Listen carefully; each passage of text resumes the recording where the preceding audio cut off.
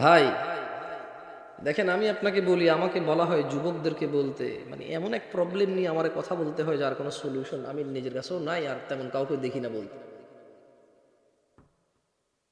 আচ্ছা দেখেন, যে জোয়ান বয়সে আল্লাহর জন্য সময় ব্যয় করবে, আল্লাহকে ভয় করে চলবে, আর সে আযিমে যখন কারো ছায়া থাকবে না আল্লাহর আরশের ছায়া ছাড়া, আল্লাহ ওখানে তাকে জায়গা দিবে। এই কথা যদি ওর পথ পরিবর্তন না হয়, আল্লাহর ভয় না আসে, আমি জামশেদ মজুমদার আর কি বলতে পারি যেটা ওকে চেঞ্জ করবো? আপনি বলেন, আপনি বলতে পারেন আমি ওরা কি বলতে পারি? আমাকে বলে জামশেদ ভাই জোয়ানদেরকে কিছু বলি, বা আমি জোয়ানদেরকে কি বলবো? আমি বলবো তুমি ভালো হও, ভালো হও, ভালো হও, কিন্তু আল্লাহ বলছে যে ইয়া আইয়ুহাল্লাযীনা আমানু আকিমিস সালাহ, হে তোমরা যারা ঈমান এনেছো তোমরা সালাত কায়েম করো। ইন্নাস সালাতা তানহা আনিল ফাহশাই ওয়াল মুনকার, নিশ্চয় নামাজ মানুষকে মন্দ কাজ, অশ্লীল কাজ থেকে বিরত করে, মানুষকে ফাহিশা থেকে কে বিরত করে? কে? ও তো নামাজ পড়ে না, আমি ওকে কিসের দাওয়াত দেব? আমাকে বলবো জুয়া খেলিও না, মদ খেও না, জেনা করিও না, ব্যভিচার করিও না, সুদ খেও না, ঘুষ খেও না, তো লাভ হবে না।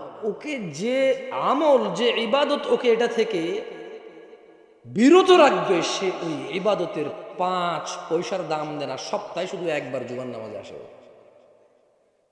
ওর কাছে নামাজ ফরজ হচ্ছে জুমার নামাজ। কোন নামাজ? ওর কাছে আর কোনো নামাজ ফরজ না। আর রমজানের প্রথম দিন তারাউই, রমজানের প্রথম দিন তারাউই, আর ঈদের, রমাদানের ঈদ এবং কোরবানির ঈদের ওই ওই ওই ওইটুকু ওর কাছে ফরজ, আর কোনো কিছু ফরজ না।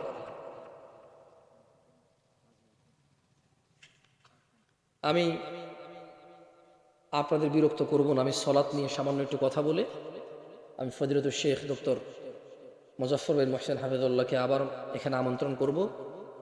উনি আপনাদের বোঝে, এটা বাস্তব। 1998 সাল থেকে একজন মানুষ যদি এই জায়গায় আসে, সে আপনাদের ভাই ব্রাদার, ছেলে, কারো ছেলের মতো, কারো ভাই ভাই, কারো চাচা, মানে যে যেভাবে সম্বোধন করেন, সোজা কথা ইসলাম ভাই বলে। কি বলে? ভাই। উনি আপনাদের কালচার বোঝে, আপনারা ওনার কথা বোঝেন।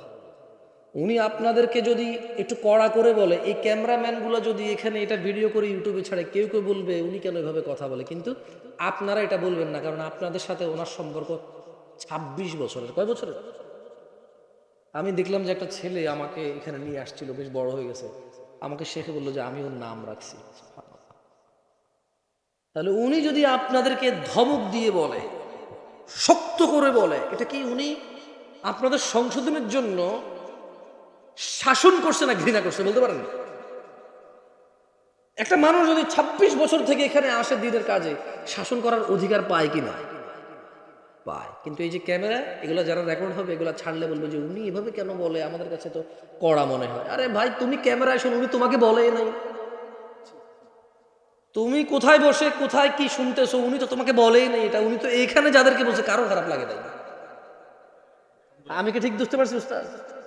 আমি ঠিক ধরতে পারছি না?